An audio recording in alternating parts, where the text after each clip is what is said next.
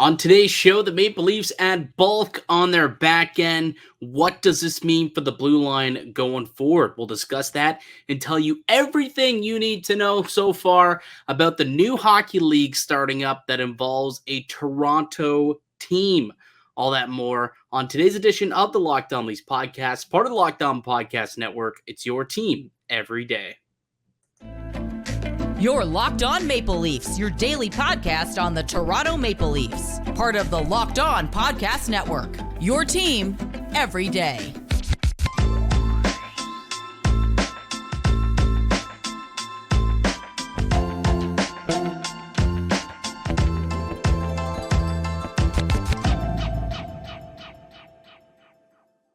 Hello and welcome into the Locked On Leafs podcast, a daily Maple Leaf-centric podcast hosted by myself, Mike DiStefano, and my co-host, Dave Morassutti. All right, we got a fun show lined up for you guys today. The Leafs, they did a thing, so we got some actual Leafs news to react to and break down as they bring in some blue line help, a little bit of depth in Simon Benoit. We'll tell you all about this cat and whether or not we think he'll be a factor with the Maple Leafs next season.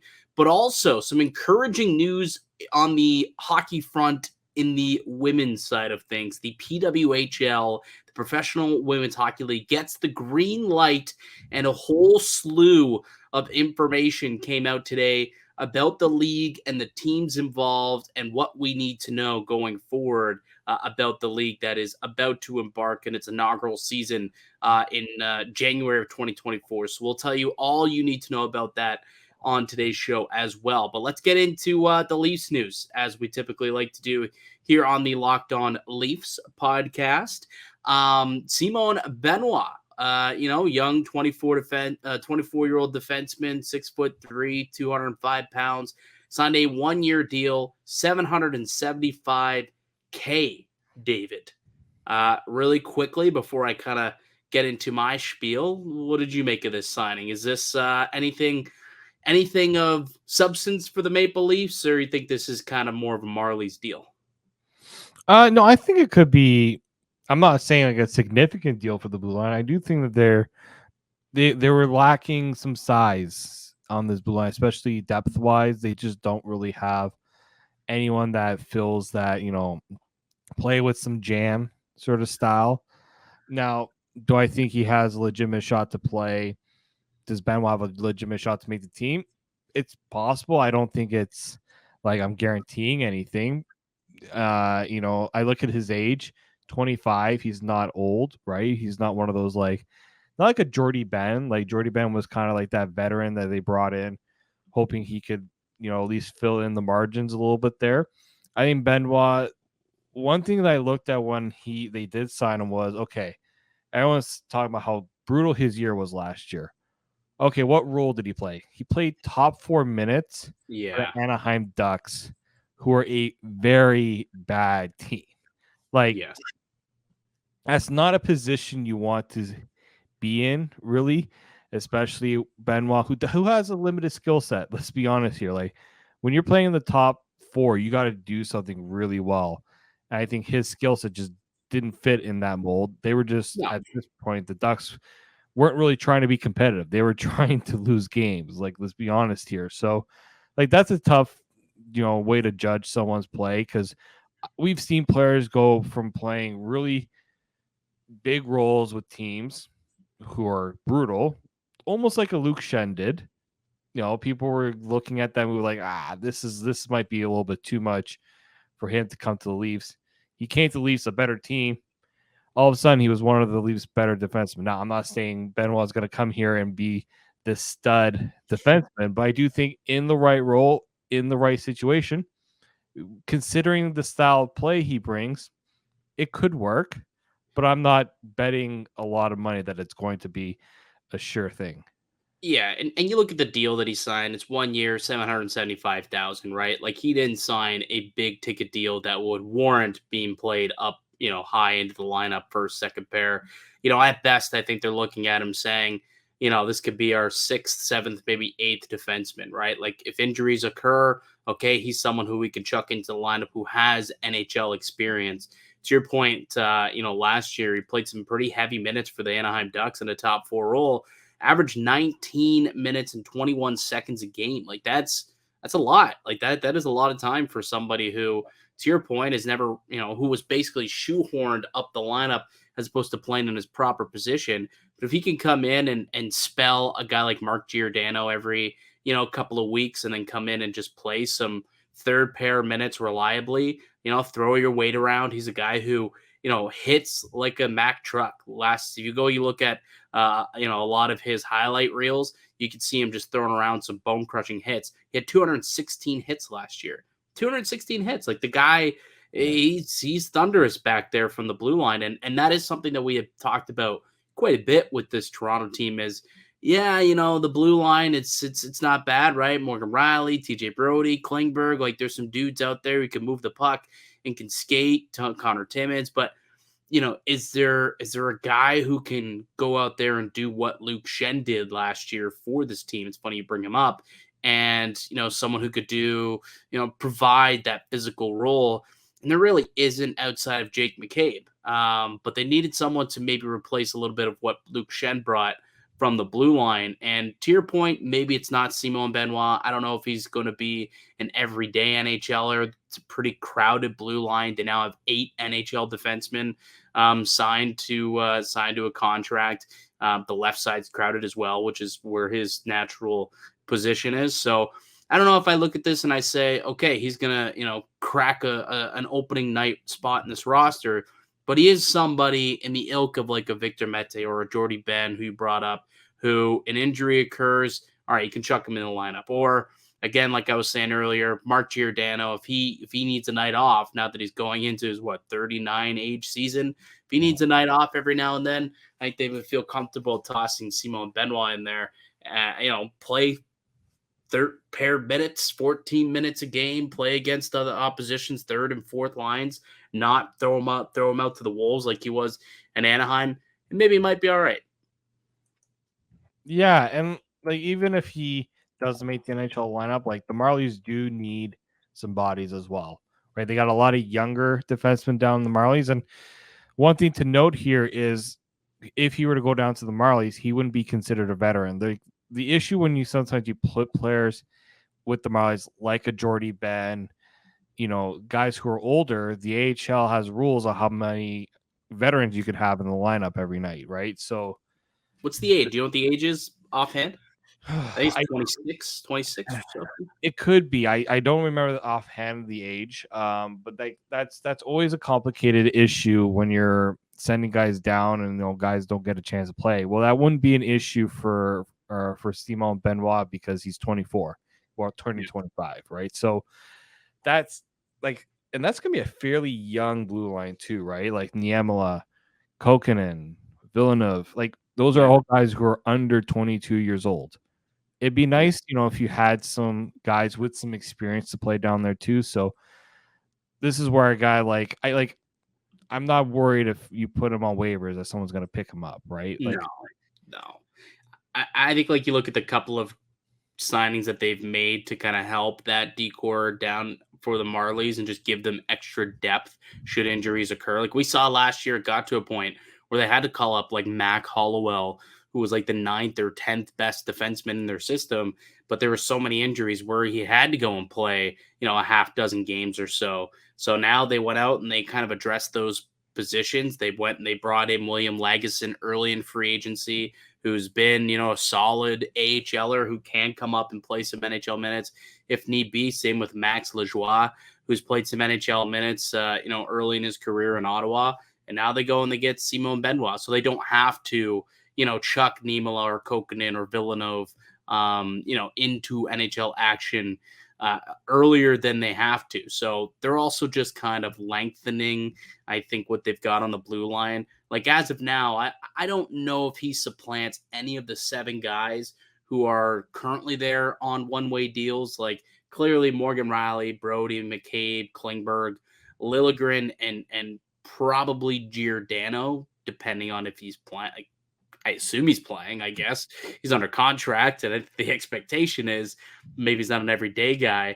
But I think the question is, who would they rather roll with on opening night. Like, does Connor Timmins make this roster out of training camp, or are they going to give that seventh defenseman spot maybe to Simon Benoit? You know what I mean? Like, I think that's pretty much the only competition that that he'll have for that seventh defenseman role.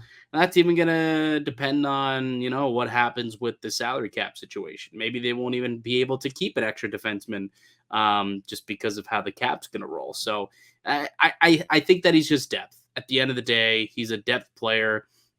Yes, he is somebody who fits the mold, I guess you could say, of what you would expect a Brad Treliving defenseman to look like. It's what he's had for years in Calgary. Big body players, over 6 foot, over 200 pounds. But it's a limited skill set. But he's somebody who could just provide a little bit of depth, who's got some jam to him, and who could, come and play some NHL minutes in a pinch, and he's done it before. I think that's all that's going to be, right? It's very similar to last year when they signed Jordy Ben and Victor Mete. It's a depth signing. I wouldn't look into it as much more. Could be pleasantly surprised. Maybe he, at 24 years old, really turns it on, and he has a fantastic year with Toronto. Could very well happen.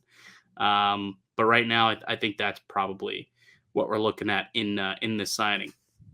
All right, on the other side, Dave, Toronto's getting another hockey team. We'll tell you who that is on the other side. But before we get into all that, let me tell you about one of today's show sponsors. It's our good friends over at FanDuel. Get ready for the NFL season with incredible offers from FanDuel. It's America's #1 sports book. Right now, new customers can bet $5 and get $200 in bonus bets guaranteed. Plus, all customers who bet $5 will get $100 off NFL Sunday Ticket from YouTube and YouTube TV. Now's the best time to join FanDuel. The app is easy to use, and you could be on everything from spreads to player props and more. So visit FanDuel.com/lockedon and kick off the NFL season with their offer that you won't want to miss. FanDuel, the official partner of the NFL and the Locked On Network. Welcome back into the Locked On Leafs podcast. I'm Mike DiStefano with Dave Morassutti. We're hosts here at Locked On Leafs, a daily Maple Leaf-centric podcast. If you are an everydayer here and you check in to every show that we put out, we appreciate you sticking around, and we appreciate you listening to us all throughout the summer as we've been looking for stuff to talk about. Luckily today, there was actually a little bit of Leaf news where we could chat about Simon Benoit.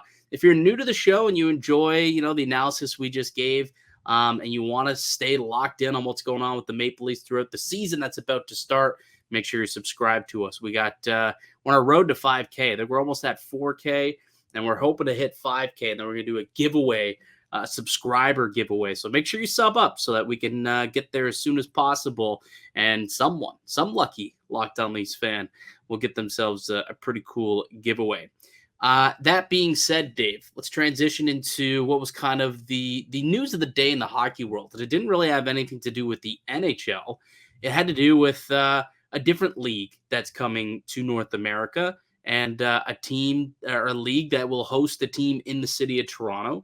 And that's the PWHL, the Professional Women's Hockey League. There was this announcement a few months back, and it was basically that there were two leagues. If people aren't aware of the situation, there were kind of two women's leagues in North America, and neither were really getting anywhere. And they finally decided to dissolve and become one league with the help of the NHL.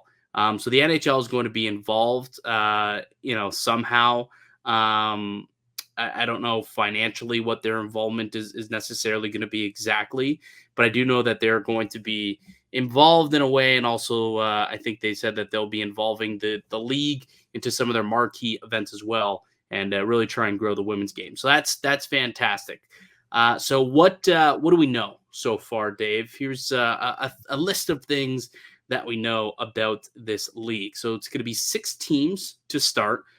Toronto, Ottawa, Montreal, and then 3 in the States with St. Paul, Minnesota, the New York City area, and then Boston will be getting a team as well. So it makes sense. You've got 3 big-time hockey cities in the States, and then Ottawa, Toronto, and Montreal here in Ontario. Very close in proximity also for travel. So it makes a lot of sense to choose these 6 squads. The season will be 24 games long plus playoffs, and then they are scheduled to expand the season next year to 32 games, with the schedule starting in November next year. This year is going to start in January. Rosters will be 20 women deep. Player contracts will be a minimum of $35,000 with a max contract of $80,000. So, which is great because, Dave, I'm not sure if I know you've covered the situation with the women's game for Sportsnet throughout your time there, a little bit at least, and that's always been a problem. It wasn't a livable wage. 35 to 80K. I mean, it's livable. It's not fantastic, obviously, and hopefully it does grow. But at least that's somewhat of a livable wage. I mean, maybe not, in Toronto, if you're on the low end there, that's a little tough. But it's still it's a step in the right direction to at least be getting paid regularly and have decent money compared to what they were getting. Is it anything like the NHL? No, it's not. That's a whole nother conversation, but at least it's a step in the right direction here in terms of these women getting paid for the profession and might not have to double as a nurse like some of them do, or in some other jobs. Yeah, like this has always been kind of the struggle for, when people kind of suggest, oh, the women's game, especially these leagues, aren't as, prominent as NHL is. Like, well, you're talking about, hockey players in the NHL who can afford to spend all their offseason training and using their own resources to get that training. These women are working, right? They're working normal jobs. I remember when they had the Women's Hockey League here in Toronto, I saw their practices in Brampton. Like, a lot of these players were working other jobs and then practicing in the evening to prepare for their games, right? This was like they worked normal jobs. Then they were practicing for their professional Women's Hockey League games on top of that. Like, that's a lot to ask of these athletes, right? And so I know that salary caps in like the PHF, like the Professional Hockey Federation, which was the one that was mainly in the States and then eventually tried to expand in Canada. Then that one got disbanded. I think it went from like 750,000 for the salary cap to 1.5 million at one point, right? Like, there's just not enough money to say that some of these women can completely give up their other careers, their other jobs, right? Yeah. So that's kind of the way that things have gone. And I do want to add too that I was reading that so although the max is 80K, they do have to have a minimum of 6 players signed to that $80,000 contract also. And there will be like there are per team, by the way. Yeah, right. And when you have 6 teams, right, that's there should be enough to fill that void. There are a lot of good hockey players, capable of, I think, being of that ilk, especially for if you're looking at the USA and Canada rivalry. Yeah. But I think what this really does is it gives women the belief that there is a league that I can see myself starting out in, making a livable wage. May be a little tough starting out. I me, I cover a league called the CFL. They don't make anywhere close to what NFL players make, but they make enough to support their family, or at least have enough supplemental income with their families to support what they have to do. And but to your point, just really quickly, as you're on the CFL, like that's another league where some people have side jobs, right? Yeah. Like to make ends meet, because I think it's raised in the last couple of years, but at one point, like I'm pretty sure, like 35,000 was the player minimum contract as well in the CFL. Yeah, 50,000 in a lot of cases, and now it's there. Right? That's before taxes. That's some of these players get housing, but not all of them do. A lot of them split apartments, foreign apartments sometimes. Like, I've seen firsthand. And I even see it in the women's league. I've talked to some of these women hockey players, and that's always been the challenge, is that they want to grow the game, but there's got to be investment in the women's game to allow them to focus on that on their own, right? Yeah. And so I do think that this is important how they're doing it. And look, is there's a lot of things they still have to work out. As you mentioned, they don't necessarily have a home rink in each city. I know that they're going to be doing different venues. Mm-hmm. The last few years, this has just been trying to gauge where the good markets have been, where the good markets are to do these games. And you see that the cities that they were touring when they were the PWHPA, The Dream Tour, yeah. the Dream Tour, these are the cities that are getting these teams, right? Because they've found that the markets are thriving there. And like these were good crowds. You start off with something. They got, I think, really good people working with it. Brian Burke is helping on the players' side with the Players Association. He's the executive director there. Like Billie Jean King, one of the more famous female athletes of all time, is a part of this. You got the president of the Los Angeles Dodgers, one of the more profitable MLB teams out there, not named the Yankees. Like you got people who know how to grow a league and a sport. Like Right. this should get anyone who's a fan of the female game excited. Is it exactly what they want right now? No, but I do think they're in the right direction now that they have one league, and that's been the biggest problem for so many years. The split leagues, like the NHL's like we can't support both. Like we would love to support a league, but then how do we make it equitable between both leagues, right? Like who are we supporting? Right. And that's been, at least now, I think hopefully with this new direction, more players will now gravitate towards it, and you see this rise in women's hockey. It does sound like the league is going to be involved with the league in some capacity. I know there is also a financial part that they will be using to help grow the game. Because don't be mistaken, growing the women's game grows the game of hockey in general, which will also benefit the NHL. Like this has always been an argument too for why the NHL was kind of short-sighted to not be a little bit more aggressive to try and help fund a women's league, but. Yeah, they're going to also allow them to showcase them in, their marquee events, like whether they're doing stadium series events or it's the All-Star game. Mm-hmm. I think they're going to be hosting in some NHL buildings. They're going to be doing some whatchamacallit, what's it called when two teams not in the same city. Like a neutral site game. That's it, neutral site. Thank you. It's exactly what I was looking for. So we're going to be allowing them to do like neutral site games within NHL buildings. So let's say, Boston and Toronto, a neutral site game in Detroit at Little Caesars Arena, for example. Something like that could be done, or just as an example there. Going into some AHL markets, right, that may be looking for another game, another hockey game they want to see, that those I want to see the women's game. Make a pitch for it. Yeah. And again, this is a startup at the end of the day. This is a startup. And I know it's, the women's game is exceptional. It's been around for a long time. And maybe to some, this feels like a little bit of a step back, dissolving it and only having 6 teams as opposed to having 2 leagues and then those 2 trying to thrive. Some people look at this as a little bit of a step back, but I think it's a step back, 1 step back to take 2 steps forward. It seems as though there's at least a little bit more direction here.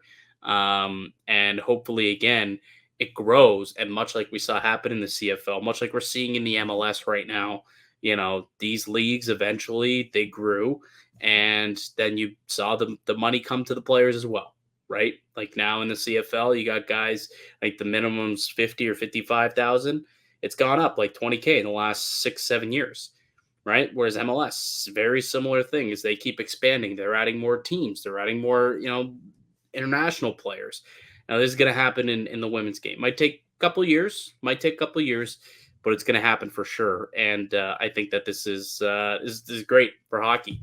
We'll take one more quick break. When we come back, there's some key dates as well to know for those who are interested in the PWHL. So we'll tell you some of those key dates on the other side. I'm Mike DiStefano with Dave Morassutti. You're listening to the Locked On Leafs podcast, part of Locked On Podcast Network. It's your team every day. Welcome back into the Locked On Leafs podcast. I'm Mike DiStefano. Got Dave Morassutti with me. Big day in the women's hockey game today as the PWHL, made a series of announcements today that they'll be launching. They get the green light, and they let you know of the 6 teams that'll be taking place, one of which will be in Toronto. We'll have more information on the teams, the coaches, and all of that, shortly over the next month or two. They're hoping to iron all of that out. But the first key date, and it's coming up quick, Dave, because they put out this information on was it Tuesday, August 29th. On September 1st, Dave, free agency opens up. They haven't even announced technically the coaches and GMs yet free agency opens up on September 1st, and it's a 10-day process where each team will be able to sign 3 veterans to, I believe they'll be signing these guys to like their max contract of $80K, and these are going to be like their 3 pillars of the team, essentially. So that'll be a 10-day process that opens up September 1st. So that's kind of your big key date for when things really start rolling here. That's just a couple of days away. Yeah, this is I think the trying to get the ball rolling on the league was kind of the first hurdle they were trying to get over, and then you're just like, okay, so when's the draft? When are we gonna find out who's leading these teams? Like, this reminds me a lot about I'm gonna bring the XFL into this. Like, that's something that's controlled and run by the league. It's not done by singular ownership groups like you see in other sports. So that does take time. I guess I'm sure they have interested names and parties involved. They just are trying to finalize who's going to be a part of what. The infrastructure was there from past leagues. It's just a matter of who wants to be a part of this, right? So I think, would you like to have everything up and running right on time? Yes, but I think if you're throwing also a lot of information at once, like, I think they just want to get out the key points that fans kind of need to know right away. There's logistics that the league is probably not ready, has probably already laid down. They just can't announce it yet, right? So yeah. And the important thing too here is, you build a foundation, because right now the league, it's league controlled. Everything there is being paid by the league. Eventually, if you want to see this grow, I forgot to mention this on the other side, you got to get some investors involved with it, right? Investing in teams. I think about the Serie A in Italy. They have their own women's league, and it's usually the teams like Juventus. I'm a Juventus fan, as some of you might know. They have their own women's team. They pay these players. So like, this is something that like they're working towards. But the important thing right now is they got to get this league up and running. They got to get the free agency done. All this, like, these little steps, they got to get these done. They got to build the product to sell. Exactly. It's a startup. They got to build the product. Where are you going to watch games too? Right. Then they could show it off and take it to advertisers. Hey, look, there is this is working. Look how much money this is making. Look how many eyeballs we have here. That's how it's going to work. Absolutely. Free agency open up on September 1st. September 18th is the inaugural PWHL draft. So that'll take place in Toronto. So I believe, those who aren't part of the inaugural 6 times 3, 18 players who are signed and chosen to be, the free agents, I guess, they will all be part of the draft, I'm assuming. Yeah. So all the remaining players in the pool will be drafted by their teams, and it'll be 15 rounds. So each team will make 15 selections, and they'll have a total of 18 players, rights at the very least, by the end of the draft. And then it's basically a free-for-all for all the undrafted free agents to sign them. And then from there, they need a minimum of 28 players for Camp Open, which camps open on November 13th. And then apparently it's like a 6-week camp process to get things rolling before they actually kick things off in January of 2024. No exact schedule yet. That's to be announced in October. But yeah, so that 28-person roster will be cut down to 20 by the time camp opens up in November. So should be interesting to see how things play out. Yeah, I think the signings. If I might be jumping the gun a little bit here, but I think those signings will be like those $80,000, like the top end Right, players. right. I think those, like, you're not going to see Your those. captains or your pillars. These are Exactly. who are marketing the team around, right? Exactly. Like it'll be the Sarah Nurses of the world. It'll be the Kendall Coyne Schofield. It'll be Amanda Kessel. Like it'll be those girls, right? Who will be part of these things, like Abby Newhook. Like these are the girls that I think will be part of those pillar players who will get signed. Who's that actually? Who's the young Canadian girl who absolutely has tore it up the last couple of years? She's like the next one. I'm blanking on her name. Number Fillier? 10. Fillier, Sarah Fillier, yes. Yeah, I'd imagine she will be part of one of these teams as well. Hopefully it's Toronto because, man, is she one hell of a talented player. She's a really, really good player. I think, yeah. So like there's so many, like Brianne Jenner. I'm assuming she might be involved in some way. Like there's so many good players. I'll be curious to see what happens with the international women. Because like there's some really, really talented players internationally as well. Like Especially from Finland. Finland's got a couple. I'll be curious to see if they're also like invited as part of this process. I think it was at September 3rd is the deadline for players to declare for the draft. So they're gonna have to make their minds up, I guess. Do they want to come and be part of the PWHL, or do they want to remain in their Scandinavian, European women's leagues that are there? We'll see. I mean, I would imagine that this North American league will be far more competitive just based on the fact that every year you basically have Canada and US going toe to toe at the World Championships and in the Olympics. And basically this league will be made up of all those players.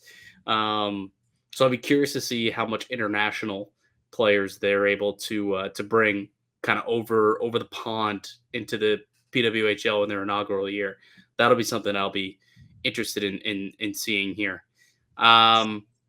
That's a lot of information they've kind of thrown at the people, and that's kind of all we know right now is just information. Like we've been told, hey, this is what's happening, so we kind of just relayed all that information to the good listeners of the podcast. But do you have some final thoughts to kind of wrap this up today?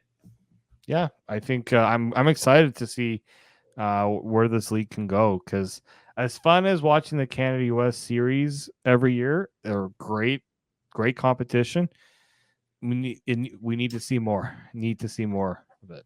Also, we'll definitely get absolutely torched if we didn't mention the name Marie-Philippe Poulin at all. Oh, yeah. Throwing out names here.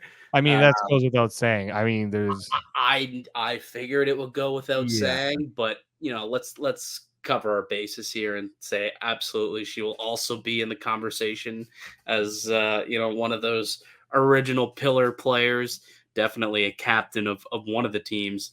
Montreal will be cool if she ends up kind of Montreal goes and signs her, which it's gonna be a free agent process, so that would make the most sense, to be honest, for Montreal just to be like, hey, like, you're from here, you're also a member of the Montreal Canadiens organization. It would just make the most sense of all time to come and be the captain of this Montreal team in their inaugural season. So that would be kind of cool. Like Sarah Nurse, I would imagine, for Toronto. Like she lives here year round. Like I've literally seen her downtown just like walking around. So that's like I can already. I'm like trying to place these teams. I'm trying to play matchmaker because I'm that excited about it. I really, really am. I think the women's game's in a really good place. There's some really talented people. I've been a fan of the game and an ally of the women's game since my college days. Like I called 4 years of college hockey and for U Sports back in the day, and I gained a real appreciation for it. Like some of those ladies. What Mike's trying to tell you is he's one of the GMs. He just doesn't want to say it. Wouldn't that be nice? Could you imagine if I got named one of the GMs of the team? I could be a scout. Like a lot of these players, like I've watched them play a lot.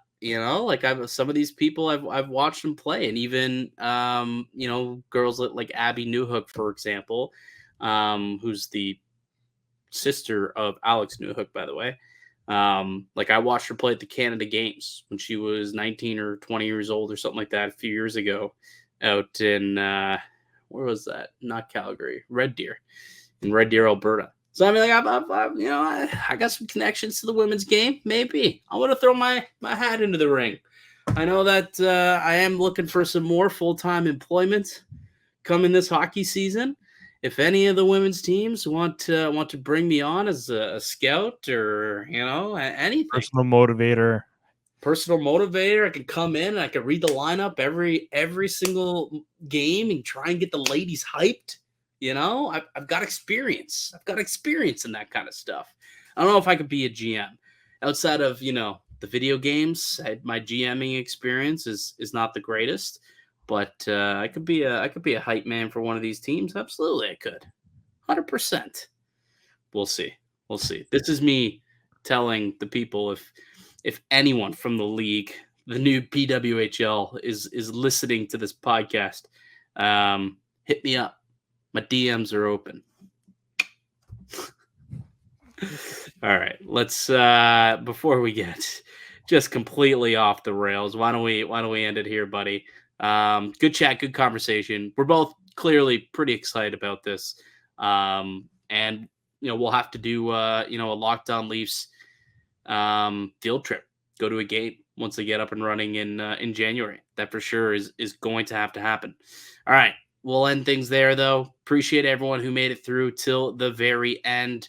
That'll do it for us here today on the podcast. I'd like to thank you all for listening and supporting the show. You can subscribe to the Locked On Leafs podcast on all podcasting platforms, including up on YouTube as well, and receive daily Leafs content. Follow myself on Twitter at Mickey_Canuck. Follow Dave at D_Morassutti. Follow the show as well at Locked On Leafs. Go ahead, smash that like button if you enjoyed this conversation. Leave a comment down below about two things. One, your excitement for the PWHL, and also, is Simon Benoit going to be part of the Leafs or the Marlies this season? Where do you think he plays? More games with the Leafs or the Marlies? What's your quick answer to that, Dave? I'll go with Marlies. Yeah, I think I'm going to go Marlies So too. I see him play with the blue and white in preseason. I'm going to go with the Marlies. All right, let us know your answer down in the comment section below. We'll be back with another episode on Friday. Ooh, Fan Friday. It's coming back around again. So I have to get someone locked and loaded for y'all for Fan Friday. If you're interested, reach out to us. We're looking for people each and every Friday. Until then, keep it locked right here on Locked On Leafs.